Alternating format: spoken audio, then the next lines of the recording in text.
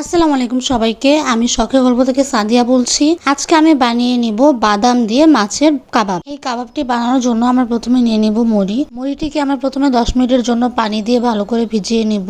তো মুড়িটি ভিজতে ভিজতে আমরা এখন বাদামটিকে ভালো করে ভেজে নিয়ে ব্লেন্ডারে ব্লেন্ড করে নিব। তো এখানে আমি আমার মুড়িটিকে ভিজিয়ে নিয়ে ভালো করে মেখে নিলাম। তো মেখে নেওয়ার পর দিয়ে দিব সিদ্ধ করা মাছ। আমার মাছটিকে ভালো করে কাটা ছাড়িয়ে নিয়েছি। তারপর দিয়ে দিব ব্লেন্ডার করে নেওয়া বাদামের গুঁড়া। আমি কিন্তু বাদামটিকে নিমিশ করে ব্লেন্ডার করে নিয়ে একটু আস্তে আস্তে রয়েছে। তো বাদামের গুঁড়াটি দিয়ে দেওয়ার পর দিয়ে দিব আদা গুঁড়া, দিয়ে দিলাম রসুন গুঁড়া, তারপর দিয়ে দিব বেরেস্তা, তারপর দিয়ে দিব জিরা গুঁড়া, দিয়ে দিলাম হলুদ গুঁড়া, তারপর দিয়ে দিব কাঁচামরিচ কুচি, দিয়ে দিলাম ধনিয়া পাতা কুচি, তারপর দিয়ে দিব চিলি ফ্লেক্স, তারপর দিয়ে দিব পরিমাণ মতো লবণ, দিয়ে দিলাম টমেটো সস, তারপর দিয়ে দিব সয়া সস। এখন আমরা এটাকে ভালো করে মেখে নিব।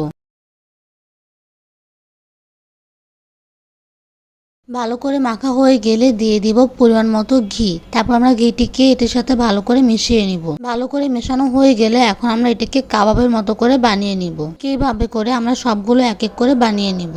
আপনারা চাইলে এটি ফ্রোজেন করেও সংরক্ষণ করতে পারেন। তো এই তো আমার এখানে সবগুলো বানানো হয়ে গিয়েছে। এখন আমরা এগুলোকে ভালো করে ভেজে নিব। ভালো করে ভেজে নেওয়ার জন্য আমরা প্রথমে একটি প্যানে পরিমাণ মতো তেল নিয়ে নিব। তারপর আমরা এটিকে লো ফ্লেমে ভালো করে ভেজে নিব। আমাদের এপিট ওপিট ভালো করে ভেজে নিতে হবে, আর এটিকে লো ফ্লেমে ভেজে নিতে হবে, না হলে কিন্তু এটি পড়ে যাবে। তো এই তো আমার এখানে ভাজা হয়ে গিয়েছে। এখন আমরা এগুলোকে নামিয়ে নিব। তো এই তো দেখতেই পাচ্ছেন কত সুন্দর করে আমার কাবাবটি তৈরি হয়ে গিয়েছে। আপনারা এগুলোকে ভাত বা পোলাওয়ের সাথেও খেতে পারেন। মাছের এই কাবাবটি খেতে অসাধারণ হয়েছিল। আপনারা সবাই এটি অবশ্যই ট্রাই করবেন। আশা করি আপনাদের এটি ভালো লাগবে। আর ভিডিওটি ভালো লাগলে লাইক শেয়ার সাবস্ক্রাইব করবেন আর আমাদের পাশে থাকবেন। আল্লাহ হাফেজ সবাইকে।